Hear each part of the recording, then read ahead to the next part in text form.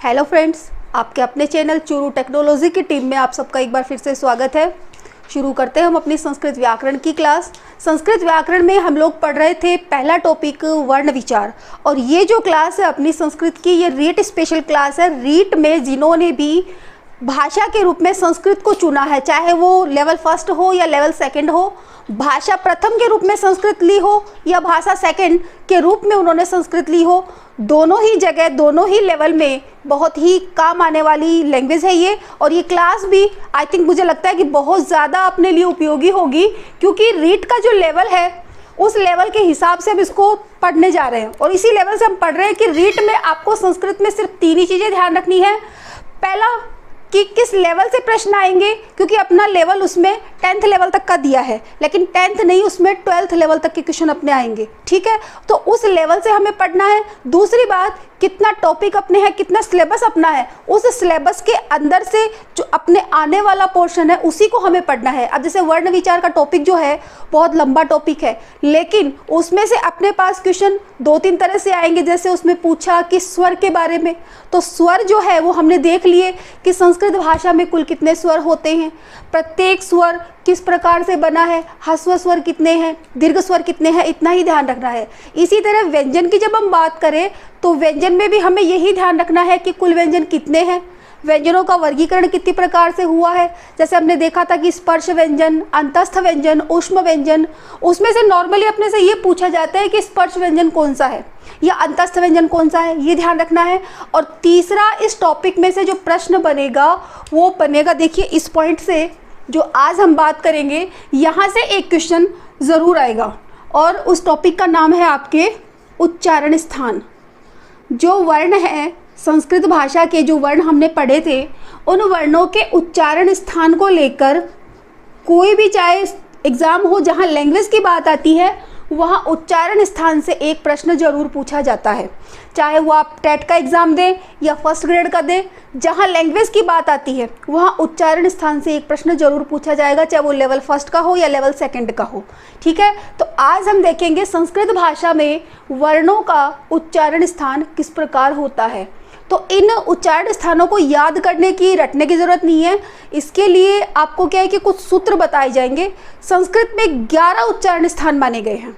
अब वो 11 उच्चारण स्थान अगर हम रटें कि कौन से स्वर का कौन सा है, कौन से व्यंजन का कौन सा है, तो बहुत मुश्किल होता है, याद भी नहीं रह पाता। तो उसके लिए सूत्र दिए गए हैं संस्कृत में, उन्हीं 11 सूत्रों को हमें याद करना है। और याद भी किस तरह से करना है, प्रत्येक सूत्र को हम 2 से 3 बार अगर रिपीट करें, थोड़ा उसको गैप देकर, थोड़ा बीच में रोक कर 1 दिन से 2 दिन से अगर हम उसको रिपीट में करते जाएं, तो क्या होता है कि वो ऑटोमेटिक याद हो जाते हैं। तो हम सूत्रों के माध्यम से ही सारे उच्चारण स्थान आज याद कर लेंगे। देखते हैं कैसे। तो पहला इसका सूत्र आता है आपके, और ये आपके जो हिंदी लैंग्वेज है उसमें भी काम आ जाएगा। हिंदी में भी उच्चारण स्थान सेम है, संस्कृत में भी सेम है। तो देखिए पहला सूत्र इसका आता है संस्कृत का, अकु है विसर्जनीया नाम, अकु है विसर्जनीया नाम कंठा, अकु है विसर्जनीया नाम कंठा। ठीक है, ये पहला सूत्र है।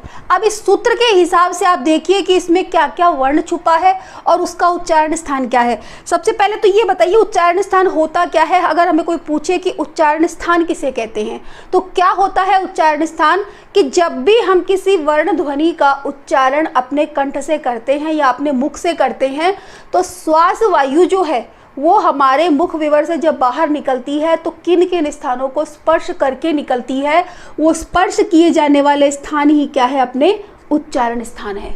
तो पहला इसमें आता है कंठ।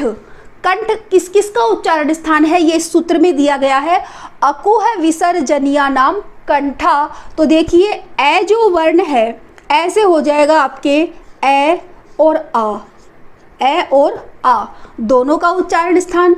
कु से हो जाएगा अपने क वर्ग, क वर्ग के जो 5 आपके वर्ण है, क ख ग घ अंग, वो भी इसमें शामिल है। इसके बाद अगला आता है, तो है से आपका ह व्यंजन, विसर्जनियों यानी कि विसर्ग।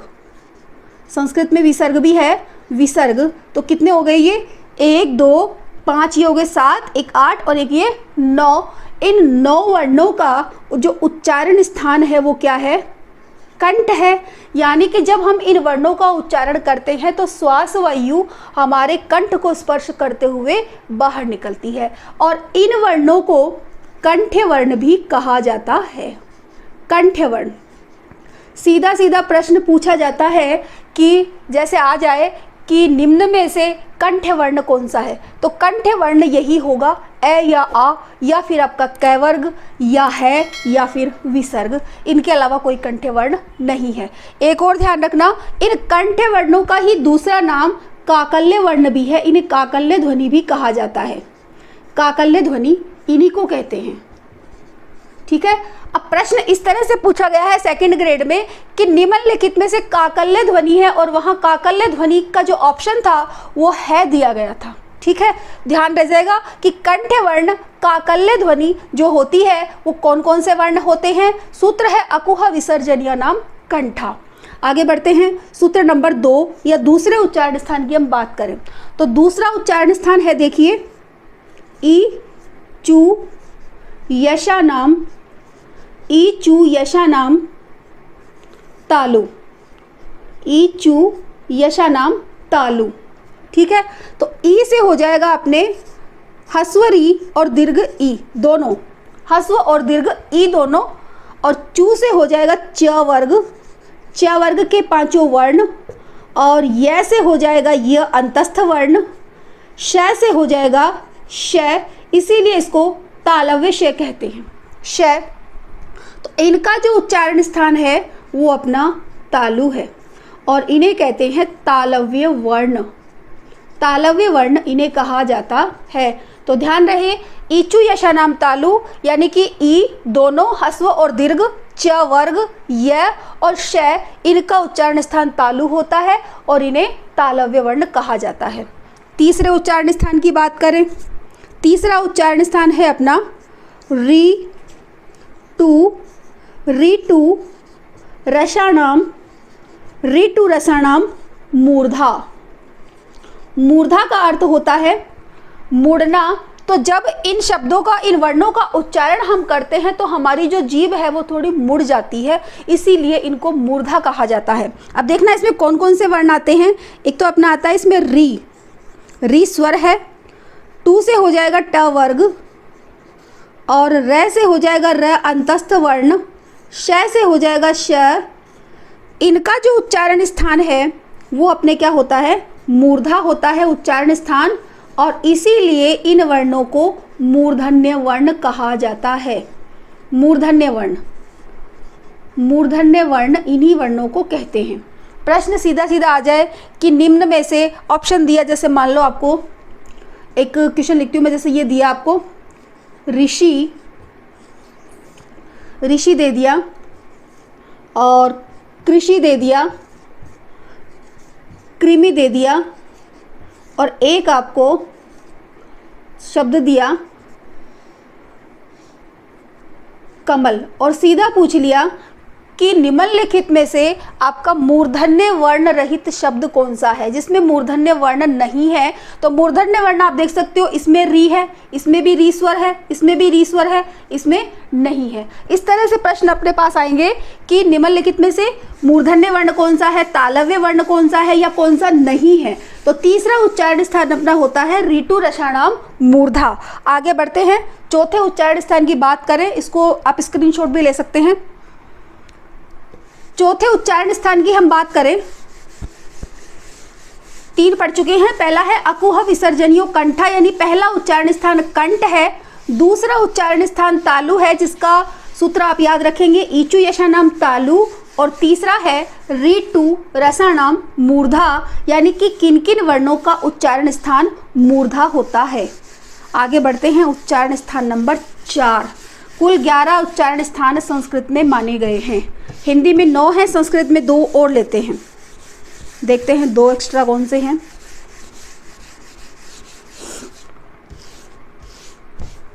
चौथा उच्चारण स्थान होता है अपने री तू लसा नाम,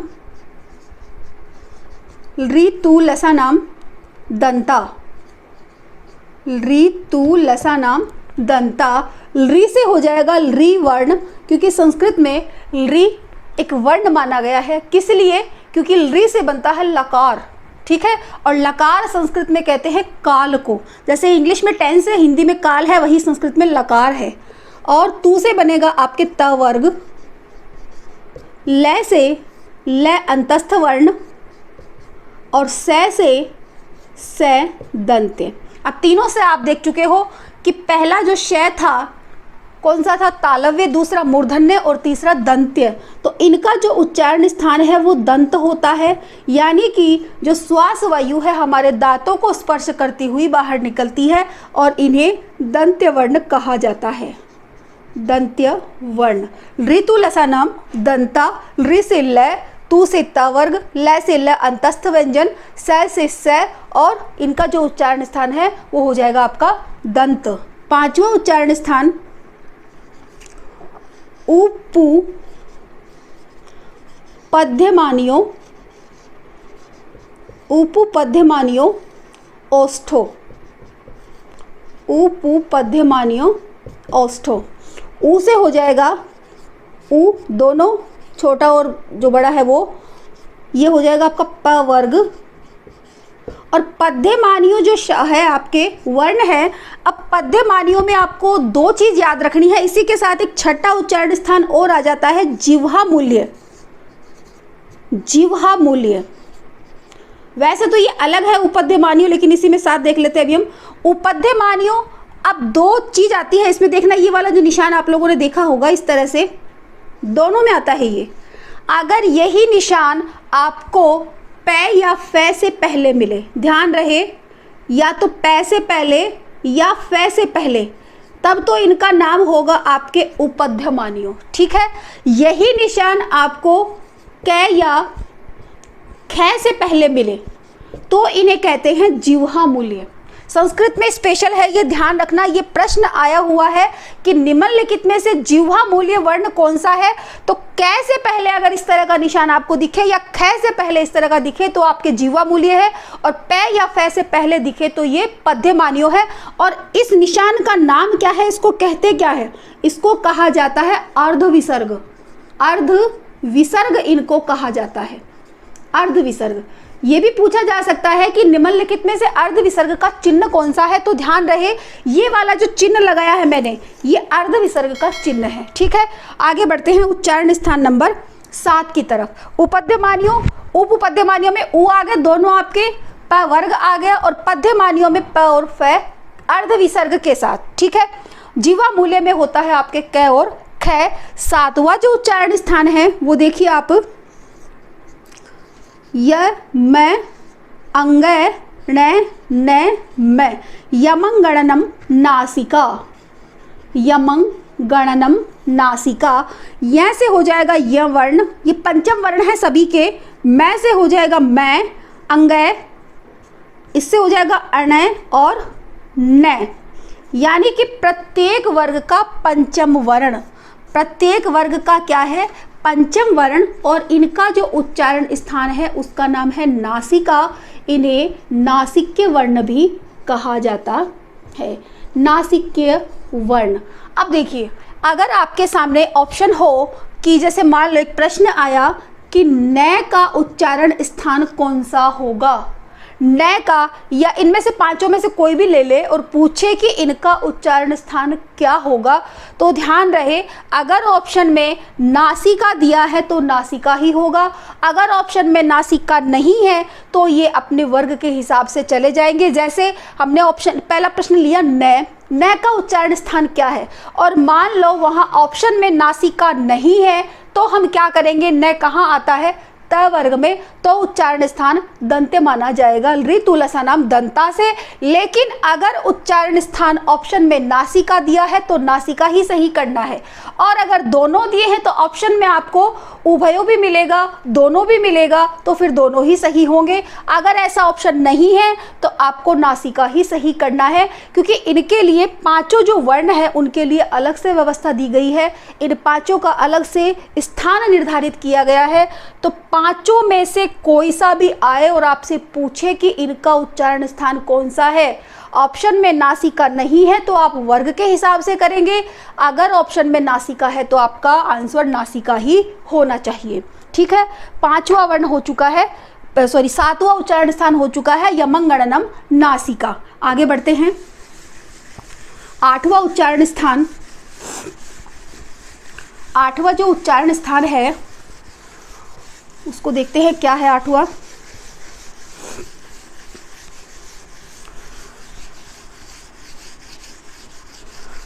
दो और बचे हैं क्योंकि पद्यमानियों को हम 7 कर चुके थे, 10 हो जाएंगे टोटल। अभी देखते हैं आठवां उच्चारण स्थान क्या कहता है। आठवां जो उच्चारण स्थान है वो अपना बताएगा अपने को। आठवां उच्चारण स्थान वकारस्य दंतोष्ठम, वकारस्य दंतोष्ठम कि वह जो वर्ण है वह क्या है, व्यंजन है। कौन सा व्यंजन है वह अंतस्थ व्यंजन है, यवरल में अंतस्थ व्यंजन है वह। तो इस वह का उच्चारण स्थान क्या है, दंतोष्ठ है। इस वह का उच्चारण स्थान आपके दंतोष्ठ है, इसीलिए इसको दंतोष्ठे वर्ण भी कहते हैं। दंतोष्ठे वर्ण एकमात्र वर्ण है जिसका उच्चारण स्थान, एकमात्र व्यंजन है, वर्ण तो और भी मिलेंगे अभी, एकमात्र व्यंजन है जिसका उच्चारण स्थान दंतोष्ठ है। प्रश्न इस तरह से भी आ सकता है कि जो 33 व्यंजन दिए हैं उनमें से कौन सा एक ऐसा व्यंजन है जिसके 2 उच्चारण स्थान है दंतोष्ठ, सिर्फ वह है वो। ध्यान रहे कि एकमात्र व्यंजन जिसके 2 उच्चारण स्थान है दंतोष्ठ, वो है वह। ठीक है, आगे हम बात करें अगले की, 9वां उच्चारण स्थान देखना, ए दे तो, ए दे तो, ए दे तो, ए दे तो हो जाएगा कंठोष्ठम, ए दे तो कंठोष्ठम। और 10वां अंतिम उच्चारण स्थान है ओ दो तो कंठतालु, ओ दो तो कंठतालु। ए दे तो का मतलब है ए और आई, इनका जो उच्चारण स्थान है वो अपना कंठोष्ठम है, कंठोष्ठम। तो ये भी 2 हो गए, इसके उच्चारण स्थान भी 2 हो गए। स्वर कितने होते हैं वो देखते हैं जिनके 2-2 उच्चारण स्थान हैं।